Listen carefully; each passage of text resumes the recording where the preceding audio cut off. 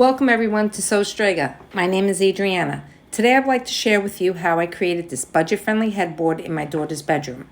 I used 2 sheets of 5mm underlayment, which I purchased at Lowe's for under $23 each. It comes in a 4-foot by 8-foot sheet, and I had them cut the boards down to 5 feet. That's the height I wanted to use. Plus, I took advantage of the 2 free cuts Lowe's offers. Using my table saw, I cut out 4-inch strips, but you could use whatever width you like. Before I hung the strips, I used a stud finder to locate the studs and marked it with a pencil. Here I'm placing the second strip on top of the existing baseboard molding, moving it to the spacing I want to use. I just eyeballed it, but you can use a quarter, but I wanted the spacing a little wider. The important part is to keep the spacing consistent throughout. Before nailing it, I used a level to make sure it was straight. I used the nail gun to attach it to the wall by placing 2 nails at the bottom, middle, and top.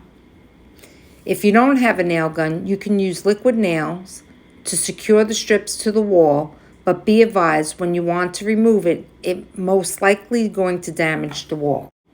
I repeated the same process with each strip I hung, making sure the spacing is the same width, checking with a level to make sure it is straight, and then nailing it in. I knew when I got to the end of the wall, I was going to have to cut my last strip thinner than 4 inches.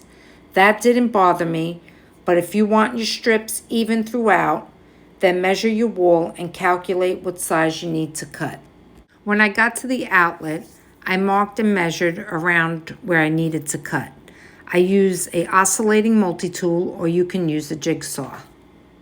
After all the strips are attached to the wall, I make sure it's level so I can move on to the next step. I made a shelf using 3 L brackets, 2 1x4x8s cut to size, and attach it to the wall using 4 screws.